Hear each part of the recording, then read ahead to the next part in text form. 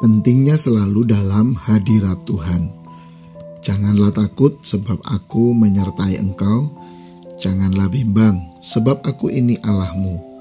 Aku akan meneguhkan bahkan akan menolong engkau. Aku akan menopang engkau dengan tangan kananku yang membawa kemenangan.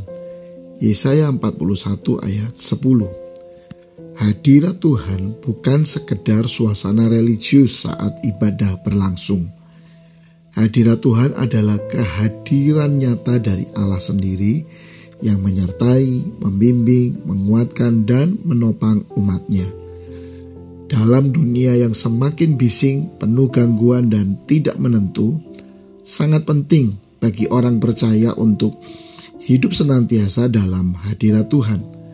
Bukan hanya saat beribadah, tetapi juga dalam kehidupan sehari-hari.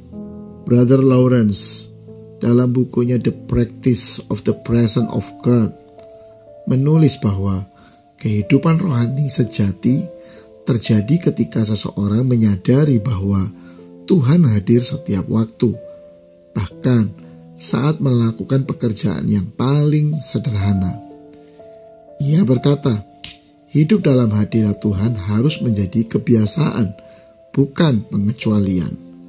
Artinya, kita tidak hanya mencari Tuhan saat berdoa atau saat mengalami masalah, tetapi hidup kita seharusnya terus melekat kepadanya di setiap waktu dan situasi.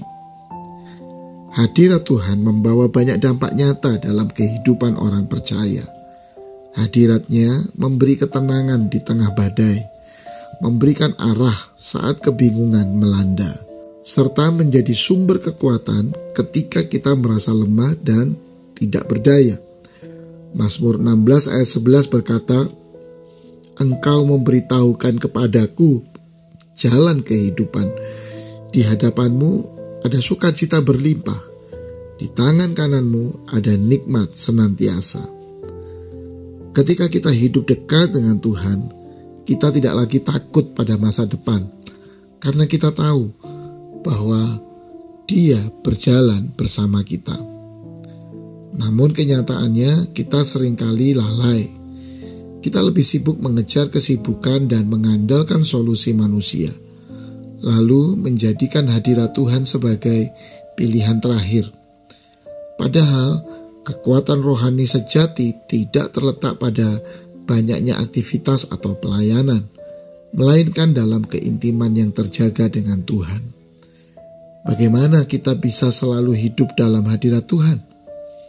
Dengan menyediakan waktu untuk berdoa, membaca dan merenungkan firman-Nya, serta menjaga kesadaran bahwa Tuhan hadir bahkan di tempat kerja, di rumah, dalam kesibukan maupun keheningan. Penyembahan tidak harus menunggu musik dan panggung. Itu bisa terjadi dalam hati yang bersyukur di tengah rutinitas.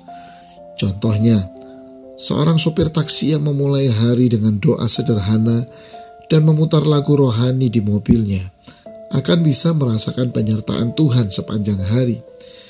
Ia mungkin tidak mengotbahkan firman, tetapi hadirat Tuhan membuatnya tenang, sabar, dan tetap bersyukur di jalanan yang panas dan macet.